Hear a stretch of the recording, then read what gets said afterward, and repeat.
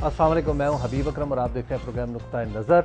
मुजीबुर रहमान शामी साहब हमारे साथ मौजूद हैं और आज शामी साहब के साथ हमने जिस सबसे अहम मौजू पर बात करनी है वो है आशूरा, यानी आज नवी मुहर्रम है और अल्हम्दुलिल्लाह आज का दिन बड़ी हद तक खैर खैरियत से गुजर गया है। और उसके बाद कुछ सुबह सरहद में जो सुबह माफ़ कीजिएगा खैबर पख्तूनख्वा में जो होने वाली डेवलपमेंट है, जो पॉलिटिकल डेवलपमेंट पे है, उस पर भी बात करेंगे शामी साहब से। शामी साहब, सबसे पहली बात तो ये कि आशूरा आज खैर खैरियत से गुजर गया, नवी मुहर्रम तो की हद तक तो। हाँ जी, अब आज तो नवी मुहर्रम थी, आज भी जुलूस निकले बिल्कुल। और कल 10वीं मुहर्रम है। हज़रत हुसैन उस दिन शहीद हुए करबला में, तो कल भी जुलूस निकलेंगे और अल्लाह का शुक्र है कि आज कहीं कोई हमला नहीं हो सका अल्हम्दुलिल्लाह। और तमाम जुलूस जो है बखैर खूबी ख़त्म हो गए और जो मजलिसें थी अज़ा की, अज़ादारी की, वो भी सारी बखैर खूबी ख़त्म हुई। ये हमारे बचपन में जी। और लड़कपन में तो इसको किसी किस्म की हिफाजत की ज़रूरत नहीं होती थी। अच्छा, हाँ, ये कंटेनर रख के रास्ते बंद कर दें, शिया और फोन सुन्नी बंद जो कर थे दें। वो मिलकर मुहर्रम मनाते थे। अच्छा, ये मिलकर मुहर्रम कैसे हाँ मनाते जी, थे? इस तरह मनाते थे कि शिया हजरात आमतौर पर मातम करते थे और जुलजना निकालते थे और मजलिसें करते थे, और सुन्नी जो हैं उनको देखते थे, रास्तों में खड़े होते थे, उन पर गुलपाशी करते थे, अतर छिड़कते थे, सबीले लगाते थे, दूध पिलाते थे, पानी पिलाते थे अच्छा, शुरका को। ठीक। और पूरे मोहल्ले में या पूरे शहर में एक अजब समा होता था। हलीम पकाई जाती थी, उसे तकसीम किया जाता था, न्याज होती थी, और इसी तरीके से पूरा जुलूस जो है, गर्मियों के दिन हो तो चलना मुश्किल हो जाता है, प्यास लगती है, तो जगह जगह प्यास बुझाने का सामान होता था और एक बड़ी यकजहती के साथ, मोहब्बत के साथ, उखुव्वत के साथ दिन मनाया जाता है। तो पुलिस वाले क्या करते थे? इक्का दुक्का पुलिस वाले अब कुछ नहीं करते थे। पुलिस वाले थोड़ी बहुत अपने कोई नक्शे अमन ना हो जाए, किसी को कोई हादसा ना हो जाए, कोई मातम करने वाला जो है उसको चोट ज्यादा न लग जाए, उसका खून ज्यादा न बह जाए, उसलिए उसकी खबरगिरी के लिए वो साथ होते थे। और कभी कभी इक्का दुक्का वाकयात होते थे कि कोई झगड़ा हो गया, कोई रास्ते पर झगड़ा हो गया, या किसी खतीब ने या जाकर ने कोई बेएहतियाती कर दी, उस पर रद्द अमल हो गया। लेकिन बहसीत मजबूरी जो है, ये सब का त्यौहार था और इस तरीके नहीं होता था। आप देखिए जिस तरह आज मोबाइल सर्विस बंद रही पूरे मुल्क में तकरीबन, और उसके साथ आप देखें कि ऐसा मालूम हुआ कि जैसे एक बिल्कुल एक हंगामी हालत मुल्क में लग गई है। तमाम एजेंसीज और कानून नाफिज करने वाले अदारे और पुलिस जो है, कई दुकानें बंद कराई जा रही हैं, रास्ता जो है जगह साफ किया जा रहा है और निगरानी की जा रही है और लोग पकड़े जा रहे हैं। एक देखिए, कानून नाफिज करने वाले अदारे जो हैं उनकी दाद देनी चाहिए कि उन्हें बहुत से लोगों को पकड़ा है जो खुदकुश हमले भी करना चाहते थे, जिनके पास असला भी था, जिन्होंने खुदकुश जैकेट्स भी तैयार की हुई थी, और कई जगह पर कराची में भी और दूसरे पेशावर में भी और दूसरे शहरों में भी कई जगह ऐसे लोग पकड़े गए हैं, और मैं कल कोयटा में भी जी, जो हमला करने का मंसूबा बना रहे थे लेकिन वक्त से पहले नाकाम हुआ। शाम साहब, सैकड़ों तो माइंस पकड़ी गई हैं। हाँ जी, बारूदी सुरंगें। और कराची में तो लोग मारे भी गए, बिल्कुल, यानी उनमें पुलिस के साथ झड़प में। तो इससे अंदाजा लगाए कि हमारे तमाम तर कम वसीला होने के बावजूद हमारे जो अदारे हैं जब काम करने पर आते हैं तो किस तरह परफॉर्म कर सकते हैं। और अब जरूरत इस बात की है कि एक दिन जो है बस उसको एक दिन ना समझा जाए। ठीक, ये रवैया बाकी रहना चाहिए, हमें चौकस रहना चाहिए। और देखिए, कोई चमन से अफगान बॉर्डर से असला चलता है, उधर तोरखम से चलता है, और अपना आप देखिए सैकड़ों किलोमीटर का सफर तय करके कराची पहुंचता है, लाहौर पहुंचता है, मुल्तान पहुंचता है। कैसे पहुंचता है? ठीक। और क्यों चेक नहीं किया जाता?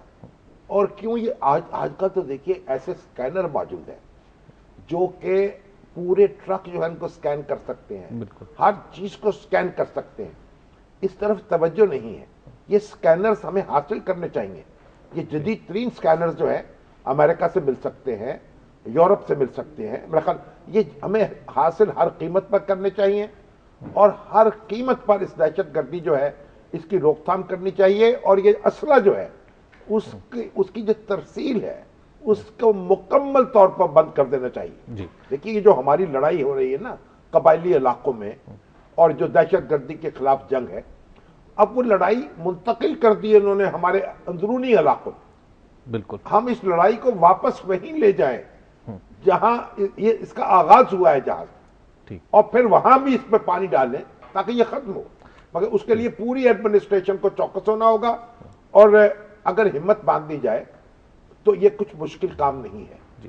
لیکن شامی صاحب جو آج 9 محرم کو ہنگو میں کرفیو ہے, ڈیرہ اسماعیل خان میں تقریباً کرفیو کسی کیفیت ہے, اور اس طرح کراچی میں کنٹینرز رکھ کے بند کی گئی ہیں سڑکیں, ایک طرف سے حملے کی صورتحال جیسے آپ بتا رہے ہیں کہ اتنا اسلحہ برآمد ہو رہا ہے, جھڑپوں میں لوگ مارے جا رہے ہیں, اور ایک طرف ہماری اسٹیٹ کی اس تناؤ میں کتنی دیر تک ہم گزارا کر سکتے ہیں؟ دیکھیے بات یہ ہے کہ آپ کا بارڈر دیکھ لیں, کہ تو پورس بارڈر نا افغانستان کے ساتھ کہتے ہیں, ایک لمبی پھیلی ہوئی پٹی ہے. انڈیا کے ساتھ دیکھ لیجئے, افغانستان کے ساتھ دیکھ لیجئے, ایران کے ساتھ دیکھ لیجئے, اور وہاں سے کسی نہ کسی کا کہیں نہ کہیں سے کچھ لے آ جائیں, کوئی ناممکن بات نہیں ہے. تو ہم ایک کھلے برآمدے کی طرح ہیں, لیکن ہمیں ان راستوں کی نگرانی کرنی ہے جن پر چل کر یہ اسلحہ پہنچتا ہے. تو حضرت حسین کا جو دن ہے, جو ہماری اخوت کا دن تھا, ہماری یکجہتی کا دن تھا, جبر کے خلاف متحد ہونے کا دن تھا, اور ان کو خراج عقیدت پیش کرنے کا دن تھا, اور آج بھی ہے. اس کو ہم اسی طریقے سے منائیں, اتحاد کے ساتھ اور مفاہمت کے ساتھ اور اخوت کے ساتھ, اور بلا خوف و خطر. شامی صاحب یہ جو عزاداری ہے جو آج ایک بہت بڑا تہوار بن چکا ہے پاکستان میں بھی, پوری دنیا میں بھی, یہ آغاز اس کا کہاں سے ہوا تھا؟ دیکھیں اس میں روایتیں مختلف ہیں. اچھا.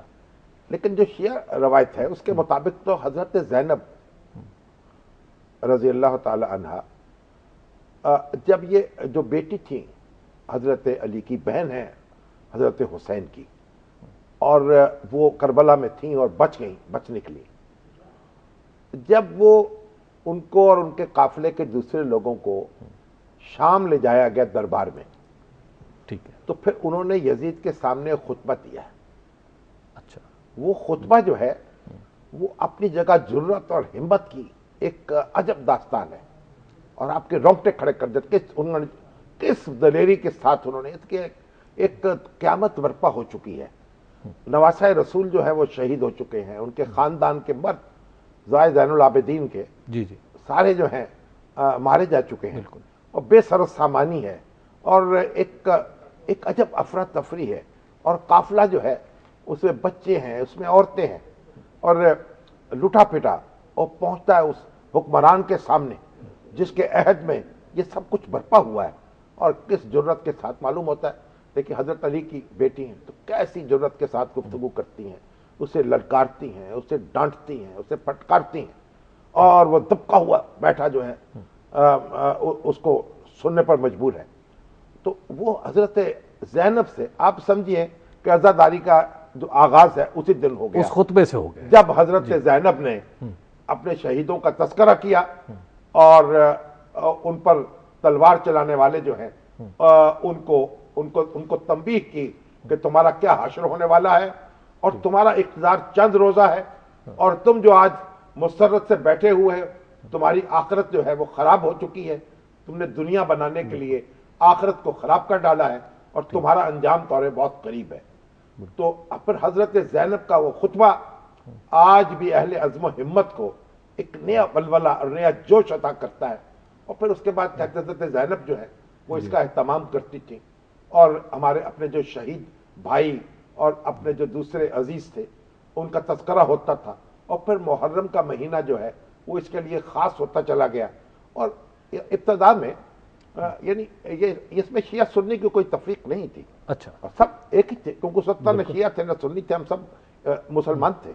شاہ صاحب ایک بریک لے لیتے ہیں, بریک کے بعد یہ گفتگو یہیں سے ہم شروع کریں گے. آپ دیکھتے رہیے نقطہ نظر.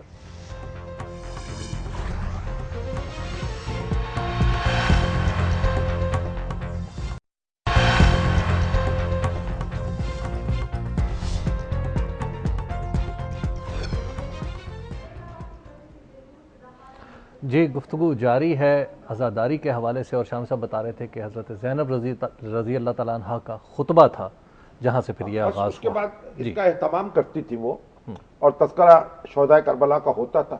پھر مختلف علاقوں میں جب یہ روایت پہنچی ہے تو ان کے مقامی کلچر میں ڈھل گئی ہے۔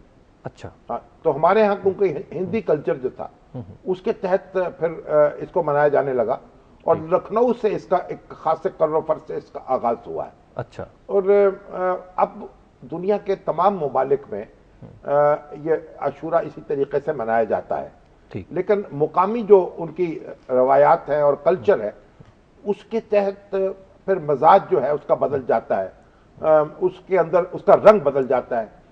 لیکن کئی جگہ جلوس نہیں نکالے جاتے، اچھا، کئی جگہ ایک اجتماعات ہوتے ہیں، اور کئی جگہ مختصر اس میں جلوس نکالے جاتے ہیں راستے میں۔ اور پاکستان جو ہے جو اس کے اب حالات ہو گئے ہیں،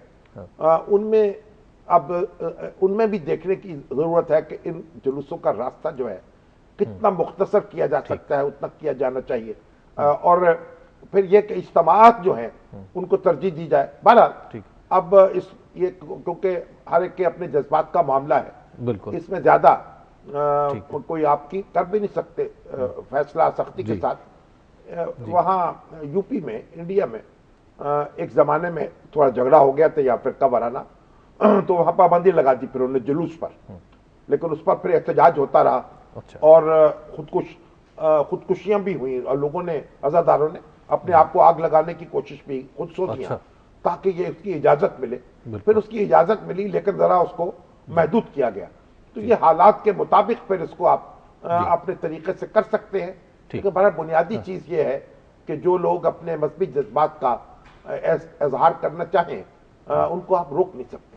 اچھا شام صاحب، یہ جس واقعے کو ہم یاد کرتے ہیں محرم میں، اس واقعے کے پیچھے سوچ کیا کار فرما تھی؟ وہ کیا فلسفہ تھا جس کو لے کے حضرت امام حسین جو تھے وہ کربلا پہنچے؟ دیکھیے اب تاریخ کا معاملات ہیں تو اس میں آپ کو ذرا سمیٹتا ہوا بات کرتا ہوں۔ ٹھیک ہے۔ یہ جو حضرت علی کی شہادت کے بعد حضرت حسن جو ہے وہ خلیفہ منتخب ہوئے، بالکل، اور اس طرف شام میں امیر معاویہ جو تھے وہ حضرت علی کی خلافت انہوں نے تسلیم کی تھی نہیں کی تھی، اور پھر اس کے بعد آپ کو میں جنگ ہوئی تھی، جنگ صفین جسے کہتے ہیں، اس کا ایک نتیجہ تو میں تفصیل میں جانا نہیں چاہتا، بس حضرت حسن جو تھے ان کے اور حضرت معاویہ کے درمیان مقابلہ ٹھن گیا، اچھا، اور فوجیں آمنے سامنے تھیں، اور حضرت حسن جو ہیں وہ بڑے صلحجو تھے، اچھا، اور انہوں نے یہ سوچا کہ یہ خون جو ہے مسلمانوں کا بہنا نہیں چاہیے، ٹھیک، اور پھر امیر معاویہ کی طرف سے سفیر بھیجے گئے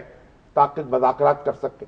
تو حضرت کچھ 5-6 مہینے ہوئے تھے حضرت حسن کو خلافت سنبھالے ہوئے، تو پھر انہوں نے ایک معاہدہ کر لیا، دستبرداری اختیار کر لی خلافت سے، اور اس کے بارے میں کہا جاتا ہے کہ عارضی طور پر دستبرداری انہیں اختیار کر لی۔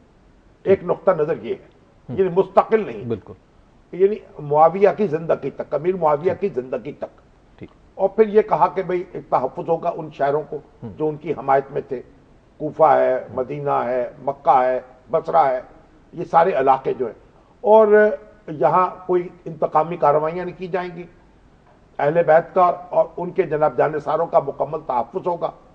اور پھر معاویہ کے بعد یہ جو انتخاب ہے یہ شورا کرے گی، ٹھیک، تو یعنی امیر کا جو انتخاب ہے جو مسلمانوں کی روایت تھی، جیسے حضرت ابوبکر صدیق کا انتخاب ہوا، پھر حضرت عمر کا انتخاب ہوا، پھر حضرت عثمان کا ہوا، پھر حضرت علی کا ہوا، تو آپ دیکھیں ہر انتخاب میں ایک شرائیت کا عنصر غالب رہا، ٹھیک، یعنی اس کا پیٹرن کوئی بھی ہو، لیکن بنیادی بات تھی کہ لوگوں کی جو رائے تھی، اہل الرائے کی، اس کو بڑی اہمیت دی گئی۔ تو اس وقت اسلام نے اور جو رسول اللہ صلی اللہ علیہ وسلم کے صحابہ نے جو نمونہ قائم کیا، جسے ہم خلافت راشدہ کہتے ہیں، اس زمانے میں وہ اپنی مثال آپ تھی، جب جگہ جگہ بادشاہتیں تھیں اور باپ کے بعد بیٹا جو اقتدار سنبھالتا تھا، یہاں ایک مشورے سے حکومت سازی کا ایک نیا ماڈل پیش کیا گیا دنیا جو ڈیموکریسی کی بھی شکل ابتدائی کہہ لیں، ایک خاص لوگوں کے مشورے سے ایک معاملہ کیا جائے، اور رنگ اور نسل کے بغیر، تعصب کے بغیر، جو اپنے سے بہتر آدمی سمجھا جائے اسے منتخب کر لیا جائے۔ تو حضرت یہ جو حضرت حسن کے انتقال کے بعد اور پھر امیر معاویہ کا جب انتقال ہوا تو انہوں نے معاملہ شورا پر چھوڑنے کی بجائے یزید کو اپنا نامزد کر دیا، جانشین، ٹھیک، اور اس کے لیے بیعت لینے کی کوشش شروع کر دی۔ اب کئی صحابہ کرام جو تھے انہوں نے اس کو پسند نہیں کیا اور بیعت نہیں کی۔ ان میں حضرت حسین بھی تھے اور ان میں عبداللہ بن زبیر بھی تھے اور ان میں دوسرے کئی صحابہ بھی تھے۔ اچھا، تو حضرت حسین جو تھے ان کو کوفہ والوں نے بلایا کہ آپ یہاں آئیں اور ہم آپ کے ہاتھ پر بیعت کرنا چاہتے ہیں۔ ٹھیک، جب وہاں پہنچے تو یزید نے ایک سخت گیر گورنر وہاں بھیج دیا، بہت سے لوگ جو تھے وہ دبک گئے، اور حضرت حسین کا قافلہ جو تھا وہ مختصر قافلہ تھا، یعنی کوئی لڑائی جھگڑے کے لیے وہ نہیں آئے تھے۔ اچھا، اور 72 آدمی کیا لڑے جھگڑیں گے؟ بالکل۔ تو اب وہ تو اپنی ایک، جب انہوں نے دیکھا کوئی لشکر جو ہے اس سے پالا پڑ گیا تو انہوں نے ان کے سامنے کہا کہ مجھے آپ براہ راست یزید سے بات کرنے دیجیے، ٹھیک ہے، میں اس سے براہ راست بات کر لیتا ہوں، یا مجھے مدینہ جانے دیجیے واپس، اور یا یہ ہے میں کہیں دوسرے مقام پہ چلا جاتا ہوں، دور دراز مقام پر۔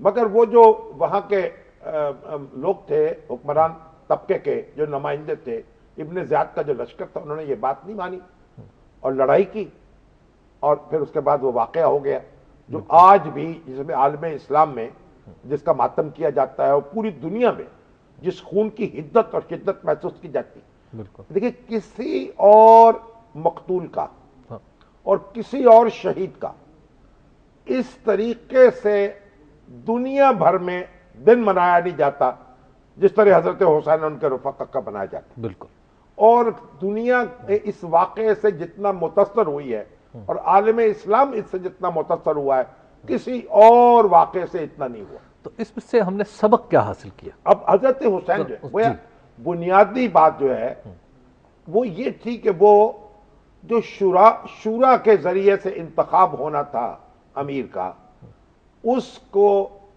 پر اصرار کر رہے تھے اور یزید کی بیعت سے انکار کر رہے تھے۔ بنیادی بات یہ، مسلمانوں کے معاملات ان کے مشورے سے چلائے جائیں گے، ملوکیت کے انداز میں ان پر جبر کی حکومت قائم نہیں ہوگی، اور یہی پیغام ہے حضرت حسین کا۔ پھر دیکھیے آپ، جبر کی حکومت تسلیم کرنے سے تاریخ میں بار بار انکار کیا، اور ایک مسلمانوں میں ایک حریت کا جذبہ جو ہے، وہ خون حسین جو ہے ان کے ہر مسلمان کی رگوں میں خون بن کے دوڑ رہا ہے۔ بالکل، تو یہ جو واقعہ پیش آیا، اس کے اتنے دور رس اثرات ہوئے، اور بنو امیہ جو ہیں ان کی حکومت جو ہے وہ اپنی ایک نفسیاتی جو برتری تھی اور ایک تفوق تھا اسے کھو بیٹھی۔ ٹھیک، لوگوں میں ایک ہلچل مچ گئی، ایک کوہرام مچ گیا۔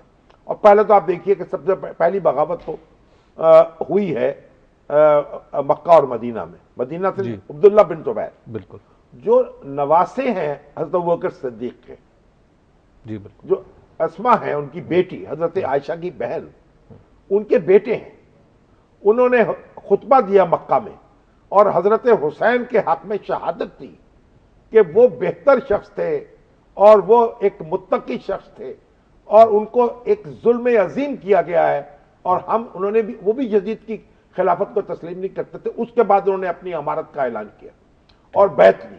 اس کے بعد یزید کی فوجیں آئیں، پھر ان سے مقابلہ ہوا، پھر جو بے حرمتی ہوئی مدینہ کی اور پھر مکہ کی، وہ تو ایک کہانی تاریخ کی الگ۔ لیکن حضرت پھر عبداللہ بن زبیر جو ہے ان کو شہید کر کے ان کی لاش جو ہے لٹکا دی گئی، اور حجاج بن یوسف جو ہے اس نے کہا کہ جب ان کی ماں آ کے اسما جو ہے یہ مانگے گی لاش تو میں لاش دوں گا، تب اتاری جائے گی۔ ماں نے کہا میں نہیں مانگوں گی، میں کبھی نہیں آؤں گی۔ آخر اس کو چل کے آنا پڑا۔ تو حضرت اسما کا فکرہ آج بھی تاریخ میں زندہ ہے۔ انہوں نے کہا یہ میرا بیٹا جو ہے یہ ابھی تک سوار جو ہے وہ سواری سے نہیں اترا، پھانسی پہ لٹکے ہوئے دیکھا جب۔ تو آپ دیکھیے ابو بکر صدیق کے نواسے، مقتدر صحابہ ان کے ساتھ، رسول اللہ صلی اللہ علیہ وسلم کے نواسے، وہ شہید ہوئے، جبر کی حکومت تسلیم نہیں کریں گے۔ ٹھیک، بنو امیہ کے خلاف جدوجہد اور جگہ جگہ بغاوتیں، جگہ جگہ احتجاج، اور بالآخر ان کی حکومت پھر خون حسین کے نام پر ہی ختم ہوئی. اس کا عباسی جو تھے انہوں نے یہ پرچم اٹھایا اور بنو امیہ کا خاتمہ کیا، اور پھر بنو عباس پر سر اقتدار آئے. انہوں نے پھر اس خون کا کیا معاملہ کیا وہ ایک الگ کہانی ہے، لیکن یہ خون حسین ہی کا انتقام تھا جو بنو امیہ کی حکومت ختم کی عباسیوں نے. شامی صاحب ایک بریک کا وقت ہو گیا، بریک کے بعد ہم دوبارہ آپ کی خدمت میں حاضر ہوں گے. آپ دیکھتے رہیے نقطہ نظر.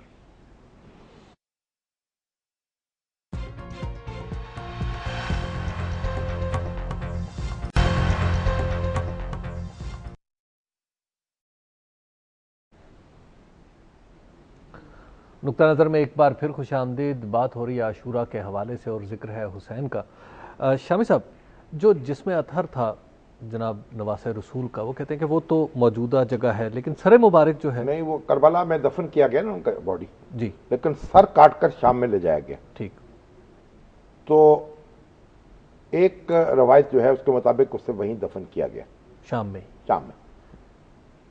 لیکن اس پر ہمارے سنی اور شیعہ دونوں بڑی تعداد میں ان کا اتفاق ہے کہ اس کے بعد وہ سر جو ہے وہاں سے لے کر اور کربلا میں دفن کر دیا گیا.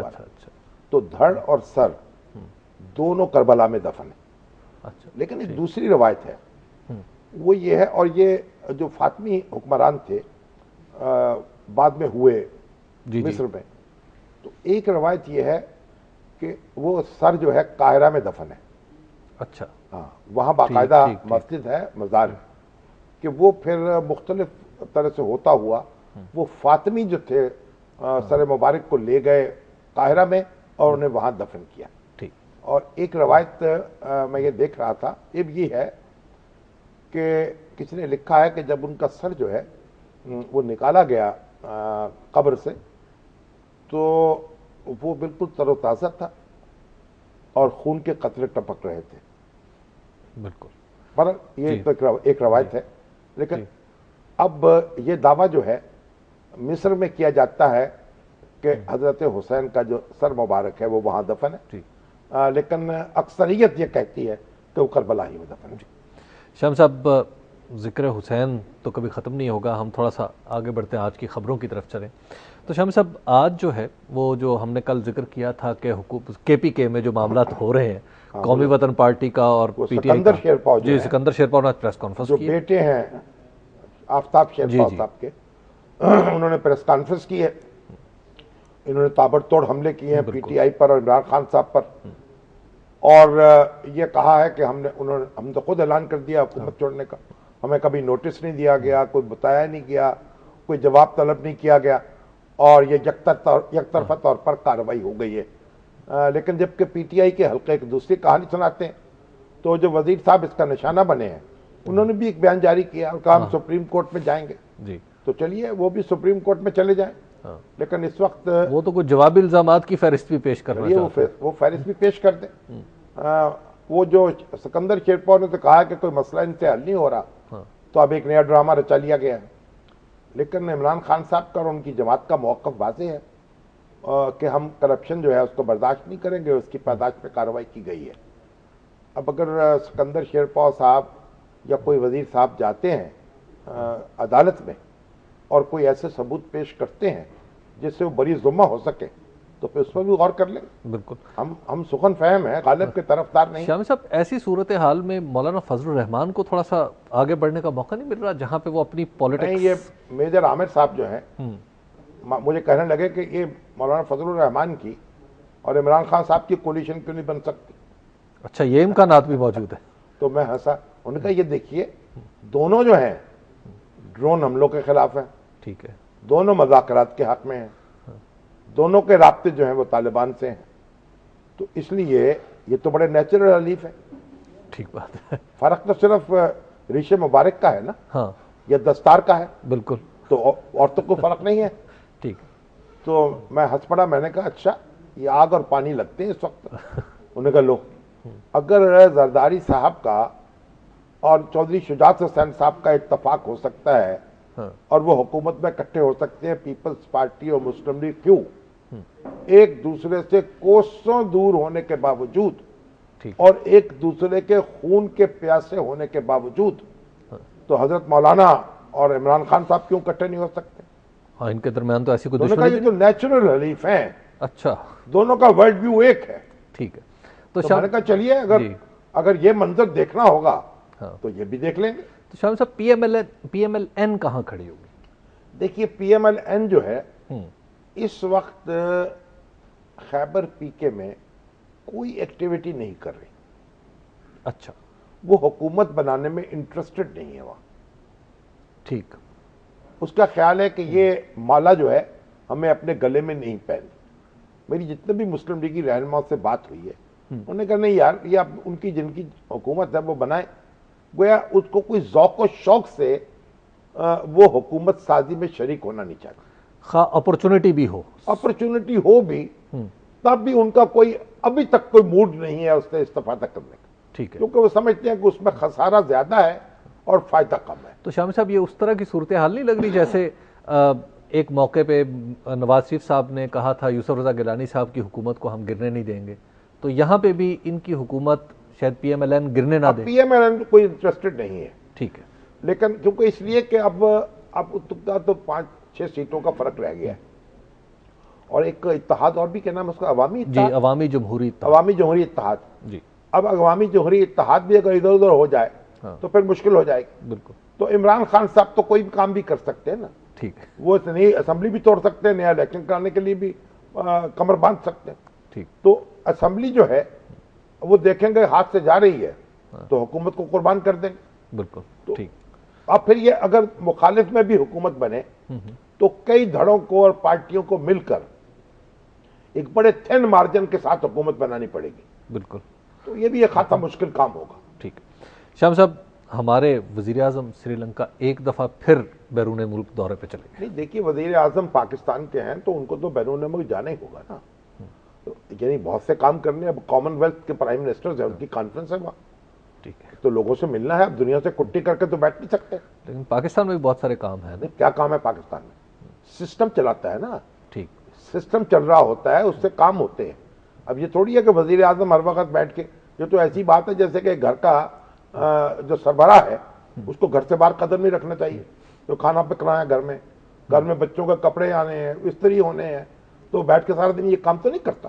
وہ انتظام کرتا ہے اور اہتمام کرتا ہے. تو انتظام اور اہتمام کا مطلب اگر آپ باہر نہیں جائیں گے، لوگوں سے نہیں ملیں گے، اپنی نہیں کہیں گے، دوسروں کو نہیں سنیں گے، تو کیا کریں گے پھر آپ یہاں بیٹھ کر وہی کام کریں گے جو دوسرے کر رہے ہیں. یعنی گویا جانا ضروری ہے جہاں جانا ہے وہ تو جانا ہے. جی. لوگ یہ عجیب، ہمارے یہاں اصل میں ہم کوئی مریض ہو گئے ہیں ذہنی نفسیاتی، اور بہت سے لوگ ہیں وہ ہر بات کے اندر ایک نئی بات نکالتے رہتے ہیں. نہیں، وہ ایک بات کہہ رہے ہیں نا کہ بھارتی وزیر اعظم چونکہ نہیں جا رہے اس کانفرنس نہیں جا رہے. بھارتی وزیر اعظم نہ جائیں. سری لنکا سے ہمارے تو بڑے قریبی تعلقات. اچھا. اور اگر سری لنکا میں ایک کانفرنس ہو رہی ہے تو ہمارے اپنے ان کو دو طرفہ مراسم بھی بہت اچھے ہیں. اور سری لنکا سے بھارت کے تعلقات کو خاص اچھے بھی نہیں ہیں. بالکل. اور بھارت کی تو اپنا، بھارت کی دنیا اپنی ہے، ہماری دنیا اپنی ہے. اب ہم جو بھارت کرے گا وہ ہم کریں گے. جی ٹھیک ہے. تو گویا ٹھیک ہے. میرا مطلب اب پاکستان اللہ کے فضل و کرم سے ایک جاگتا، کھاتا پیتا اور دوڑتا بھاگتا ملک ہے. کوئی ایسا تھوڑی ہے کہ ہم ٹکڑے کو محتاج ہیں اور جناب کہیں باہر بھی نہ قدم رکھیں. مخالفانہ پھپتیاں یہ ہیں کہ وزیر اعظم پاکستان کے دورے پر آئے تھے، وہ پھر چلے گئے. یہ بھی ہوتا رہے گا. وہ پھپتیاں کسنے والے بھی پھپتیاں کسیں گے. ان کو بھی کوئی کام کرنا ہے نا. جی. اور دورے کرنے والے دورے کریں گے، ان کو بھی کام کرنا ہے. شامی صاحب، آج مولانا فضل الرحمان نے ایک بات کی، وہ طالبان کے حوالے سے. وہ کہہ رہے ہیں کہ جی فاٹا کا جو جرگہ جو انہوں نے بنایا تھا، جب تک آپ اس کو انوالو نہیں کریں گے آپ طالبان سے مذاکرات نہیں کر سکتے. اور کہہ رہے ہیں کہ دوبارہ یہ پورے کا پورا سلسلہ شروع ہونے والا ہے.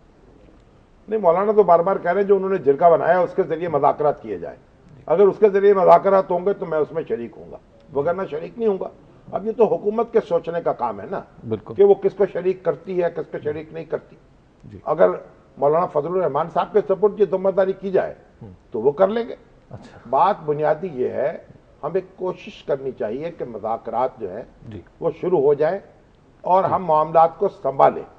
اور اگر اس کے لیے کوشش اس کے لیے پھر طالبان جو ہیں یہ پاکستانی طالبان جی ان کو بھی اس تالی میں دوسری تالی بجانی پڑے گی نا. بالکل. تالی دونوں ہاتھ سے بجتی ہے.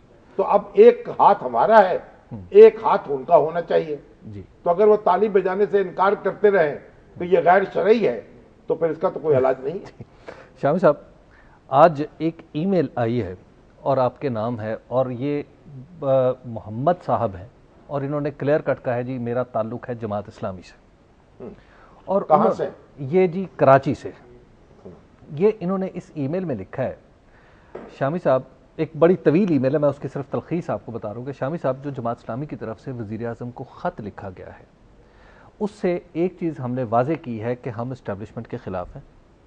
نمبر 2, ہمارے جو شہداء ہیں ان کے اوپر ہمیں ایک دفعہ پھر ڈیبیٹ کرنی چاہیے, اور ہمیں اس ڈیبیٹ کا یہ مطلب نہیں کہ ہم شہید کے لفظ میں الجھ کے رہ جائیں, اس کا مطلب یہ ہے کہ ہمیں اپنی پالیسی پہ ڈیبیٹ کرنی چاہیے.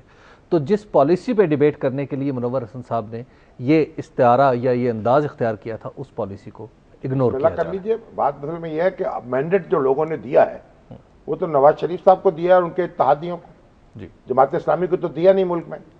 تو جماعت اسلامی نواز شریف صاحب سے بات چیت کرتی رہے, اس میں تو ہمیں کوئی اعتراض نہیں ہے. اگر ان کو قائل کر لے کہ وہ قلعہ بازی لگا لے تو قلعہ بازی لگا لے. شامی صاحب, ایک بریک کا وقت آ گیا. بریک کے بعد ہم گفتگو یہیں سے آگے بڑھاتے ہیں اور آپ کے سوالات بھی پروگرام میں شامل کریں گے, جو آپ فون, SMS اور فیس بک کے ذریعے کریں گے. آپ دیکھتے رہیے نقطہ نظر.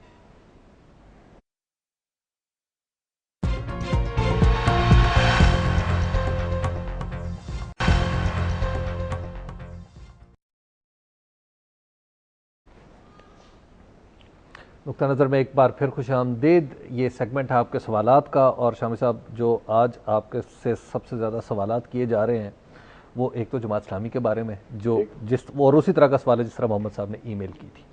اچھا, وہی کہ ہمارا جو ہم کہنا چاہتے تھے اس نقطے کو نظر انداز کر دیا گیا کہ اس پیراڈائم پہ بات کریں آپ. پہلی بات تو یہ ہے یہ جنگ آج شروع نہیں ہوئی, یہ 9/11 کے بعد شروع ہوئی. اس وقت پرویز مشرف صاحب یہاں تھے, جماعت اسلامی بھی یہاں تھی, JUI بھی وہاں تھی, اور باقی دوسری جماعتیں بھی یہاں تھیں, اور نیٹو سپلائی بھی اس وقت شروع ہوئی, کوآپریشن بھی اس وقت شروع ہوئی. اب تو یہ جنگ جو ہے اختتام کے قریب ہے. یہ جو بات ہو رہی ہے اور کہ مذاکرات کیے جائیں, اور مذاکرات بھی دیکھیں, مذاکرات کی رٹ ہم نے لگائی ہوئی ہے. اس کے لیے وہ یہی ہے, پوری قوم یہ چاہتی ہے کہ ان کو موقع دیا جائے. ہمارے ان لوگوں کو جنہوں نے بندوق اٹھا لی ہے وہ اپنے رویے پر نظر ثانی کر سکیں, یا قائل ہمیں بتائیں نا, ہمیں بھی سمجھ میں آئے. اب جماعت اسلامی سے ایک بڑا بنیادی سوال ہے. ایک ہمارے ڈاکٹر حسین پراچا صاحب جو ہیں, بہت بڑے دانشور ہیں, پروفیسر ہیں, اور فرید پراچا صاحب کے بھائی ہیں بڑے, وہ بڑے زبردست کالم نگار ہیں. اور انہوں نے ایک سوال تو یہ اٹھایا کہ جماعت اسلامی کی مجلس شورا جو ہے اس کی کسی اجلاس میں, کسی قرارداد میں طالبان کے موقف کی حمایت نہیں کی گئی کبھی. پاکستانی طالبان, ٹھیک ہے, گزشتہ 10 سال میں نہ ان کے فلسفے کی تائید کی گئی. بالکل. تو آج یہ بات کس طرح کہی جا رہی ہے؟ دیکھیے, ان میں ایک بڑا بنیادی فرق ہے.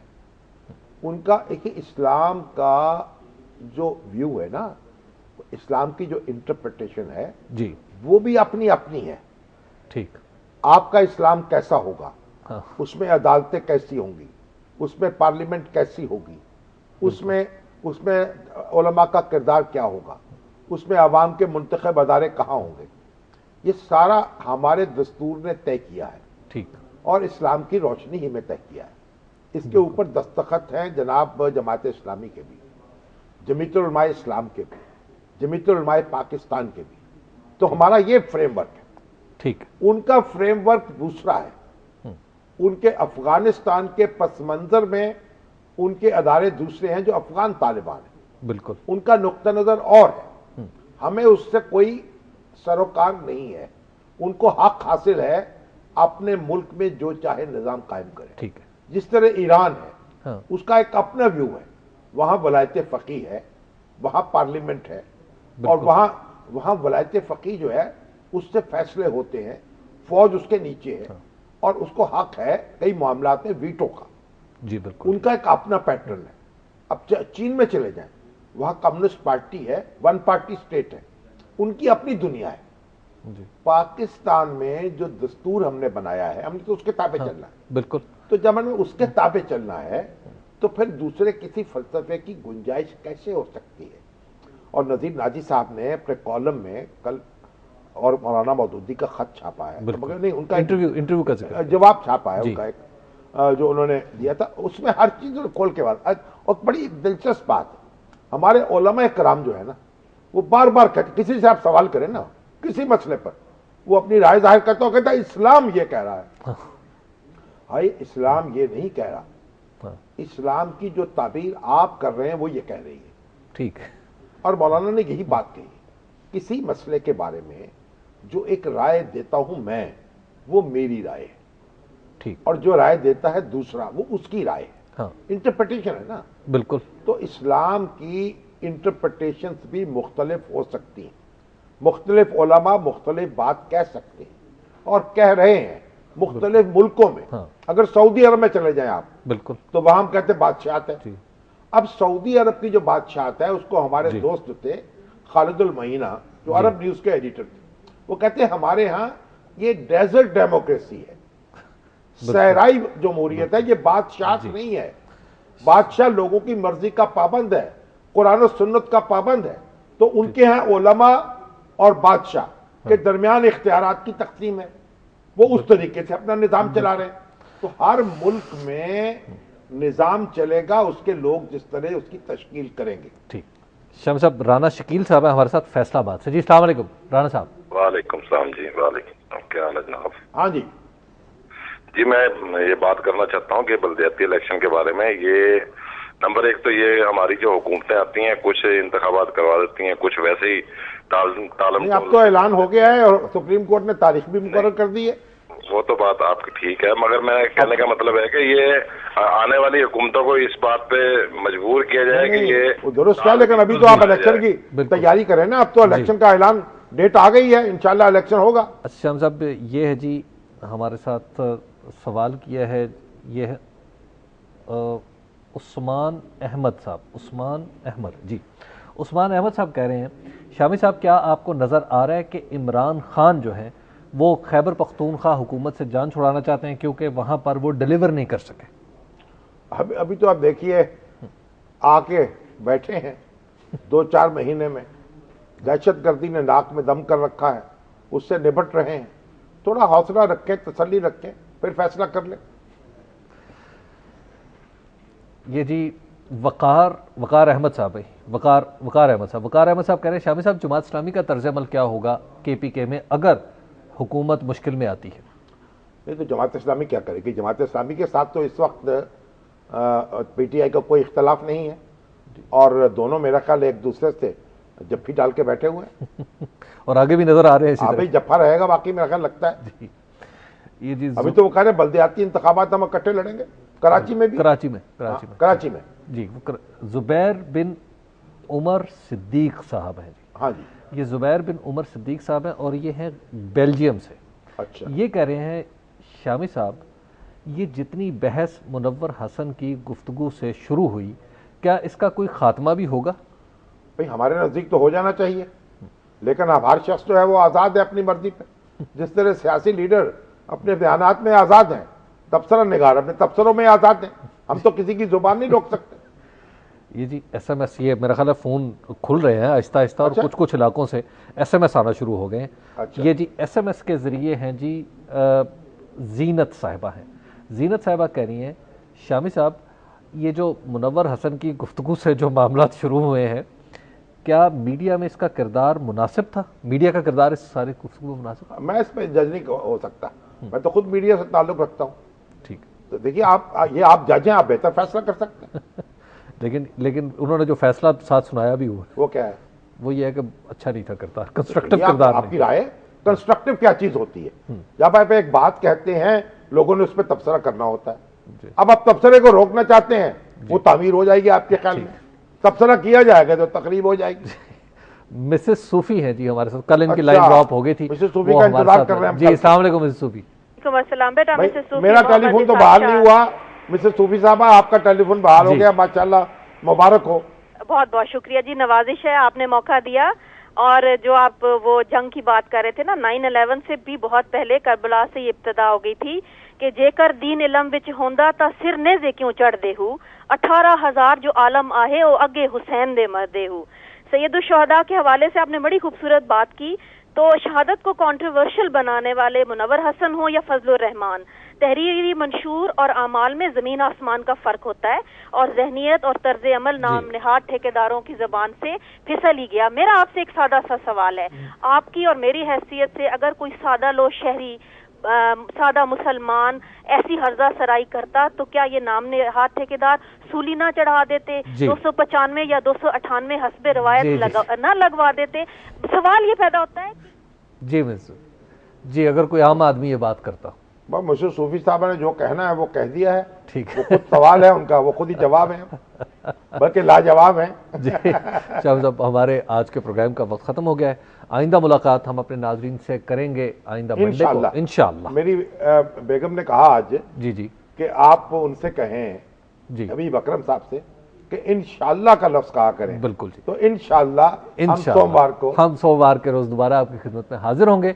अल्लाह निगहबान।